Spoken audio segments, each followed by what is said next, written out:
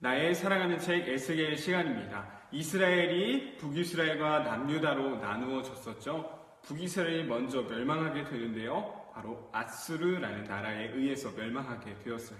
시간이 흘러서 바벨론이라는 나라에 의해서 이 남유다 백성들이, 남유다라는 이 나라가 멸망하게 되었는데요. 이 남유다를 멸망시킨 바벨론은요, 남유다를 총 3번에 걸쳐서 포로로 다 끌고 가 버렸어요. 남유다의 지도자들, 더 유력한 사람들을 다 모조리 끌고 갔던 것이죠. 이때 두 번째로 이 포로로 끌려갔던 사람이 바로 오늘 우리가 함께 살펴볼 에스겔 선지자였어요. 에스겔 선지자 2차 포로로 끌려갔을 때 하나님께 부름을 받았던 사람인데요. 그 말은 무엇일까요? 포로로 있을 때에 하나님께서 선지자로 부르셨구나, 그때 활동했던 선지자구나라는 것을 알 수 있겠죠. 포로로 끌려온 지 5년이 되었을 때였어요. 에스겔이 그때 당시 나이는 30살이었죠. 그때 하나님이 에스겔을 선지자로 부르셨어요. 에스겔은요, 그래서 이 멸망하기 직전과 멸망한 이후 이 두 가지를 다 겪었던 사람이었기 때문에 멸망하기 전, 멸망한 후 이 두 가지 메시지를 품고 있는 사람이다라고 생각하면 될 것 같아요. 구체적으로요, 에스겔이 어떠한 메시지를 전했는지 살펴보려고 하는데요. 크게는 예루살렘이 멸망하기 이전과 이후 이 두 가지로 나눌 수 있을 것 같아요. 자, 멸망 이전에는 어떤 메시지를 선포했을까요? 너희들 하나님이 심판하실 거야. 지금 짓고 있는 죄를 다 회개하고 돌아와야 돼. 라는 심판에 대한 메시지, 멸망에 대한 메시지를 했었겠죠. 우리가 이전에 살펴봤던 다른 선지자들의 모습과도 같아요. 멸망하기 이전에 여러분 돌아오세요. 하나님께로 돌아오십시오. 라는 메시지를 전했어요.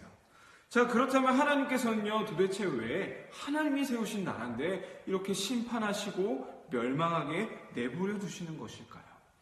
그것은 바로 이 예루살렘 백성들의, 남유다 백성들의 죄악된 모습 때문이었어요. 예레미야 선지자가 선포했던 것처럼 하나님이 진정한 왕으로 모시지 않고 심지어 우상을 섬기기까지 했던 그 백성들에게요, 멸망과 심판을 선포했다는 사실이에요. 자, 이렇게 멸망 이전의 메시지가 있었고요. 멸망 이후에는 어떤 메시지를 전했을까요? 너희들 꼴 좋다. 그것 봐, 내가 회개하라고 했지? 라는 메시지였을까요? 아니죠. 멸망한 이후에는요, 바로 하나님이 그럼에도 우리를 구원하실 거야 라는 회복의 메시지를 우리에게 주셨어요. 멸망 이후에는요, 하나님의 백성이 회복될 것이야 라는 것을 전했는데요. 그 이유는 바로 하나님께서 우리에게 하셨던 약속이기 때문에 그 약속대로 하나님은 회복시키실 거라고 에스겔은 선포했어요. 자, 그렇다면 하나님께서 우리에게 해주셨던 약속은 어떠한 약속이었을까요? 그것은 바로 하나님의 자녀된 백성들에게는 내가 언제나 함께 할 것이다 라는 하나님의 약속이었어요. 그 약속은 바로 아브라함의 시대부터 쭉 이어져 왔던 하나님과 하나님의 백성들과의 하나의 끊기지 않는 약속 중 하나였죠. 그래서 하나님께서는요, 하나님의 약속을 지키시기 위해 사람들을 남겨두셨고 그 사람들을 통해서 다시금 성전이 회복되며 나라가 회복되는 역사를 보여주고 계셨어요. 하나님께서는 이처럼 그 약속에 신실한 분이셔서요, 우리를, 그 이스라엘 백성들을 다시금 회복시키실 것이라는 메시지를 멸망한 이후에 전했다라는 거예요. 우리는요, 이런 에스겔의 말씀을 통해서요, 두 가지를 기억해야 돼요. 하나는 하나님은 죄를 심판하시는 분이라는 사실과, 또 하나는요, 하나님은 끝까지 자신의 백성들을 지키시고 사랑하시는 분이다라는 사실이에요. 이것은 멸망 이전에 했던 에스겔의 선포와 멸망 이후에 했던 에스겔의 선포, 이 두 가지를 통해서 우리가 기억해야 되는 거예요. 자, 다시 한번 기억해 볼까요? 첫 번째는 하나님은 우리의 죄를 심판하시는 분이야. 그 말은 무엇이죠? 우리의 죄를 너무나도 싫어하신다는 거예요. 두 번째는요, 하나님은 우리와 약속하셨기 때문에 그 약속을 지키시기 위해서 우리를 끝까지 사랑하신다라는 거예요. 죄와 사랑, 이 두 가지를 꼭 기억해야 한다라는 사실입니다. 그렇기 때문에 우리가 기억하고 또 마음속에 우리의 삶으로 드러내야 하는 것은 무엇이냐면요. 우리는 항상 이 죄를 멀리해야 한다라는 거예요. 또한 두 번째, 매일같이 죄를 지음에도 불구하고 우리를 끝까지 사랑하시는 그 하나님의 사랑에 감사해야 된다라는 사실이에요. 그것이 바로 이 에스겔 선지자의 선포를 통해 우리가 받을 수 있는 하나님의 말씀이다라는 사실입니다.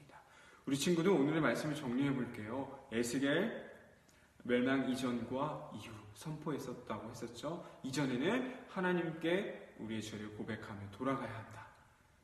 멸망한 이후에는요, 하나님께서 그럼에도 회복시키실 것이다. 이것을 통해 우리가 알 수 있는 것, 우리가 기억해야 하는 것, 바로 하나님이 우리의 죄를 심판하시는 분이라는 사실과 그럼에도 불구하고 우리를 사랑하시는 분이다라는 사실이었어요. 우리 친구들 이 말씀을 기억하면서 매일매일 그 죄와 멀리하기 위해 힘쓰며 우리가 언제나 항상 죄를 짓지만 그럼에도 우리를 사랑해 주시고 보듬어 주시고 회복시키시는 그 하나님께 감사해야 된다는 사실 반드시 기억하는 우리 친구들 되길 간절히 소망합니다. 우리 말씀 퀴즈를 통해서 오늘 에스겔 말씀을 정리해 보도록 할게요. 1번입니다. 바벨론 2차 포로 때에 끌려간 지 5년째 되는 해에 하나님의 선지자로 부름을 받았던 이 사람은 누구일까요? 남유다가 바벨론에 의해서 멸망하게 되는데요. 두 번째 포로로 끌려갔던 세 번에 걸쳐서 포로로 끌고 갔는데 두 번째 포로로 끌려갔었고요. 포로로 끌려간 지 5년이 되던 해에 하나님의 선지자로 부름을 받았던 사람, 이 사람은 누구일까요?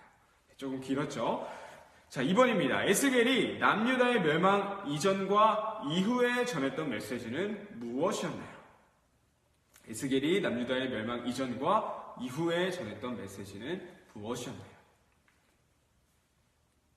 세 번째 마지막입니다. 우리가 에스겔 말씀을 통해 기억해야 하는 두 가지 사실은 무엇인가요? 멸망 이전과 이후 이것을 통해서 기억해 보면 될 것 같아요. 우리가 에스겔 메시지를 통해 기억해야 하는 두 가지 사실은 무엇인가요?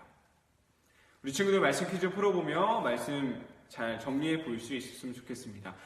에스겔 메시지를 통해 우리가 기억해야 하는 그 사실을 반드시 붙잡으며 죄를 멀리하고 그럼에도 우리를 받아주시는 그 하나님께 항상 감사할 수 있는 우리 유년부 친구들 되기를 바랍니다.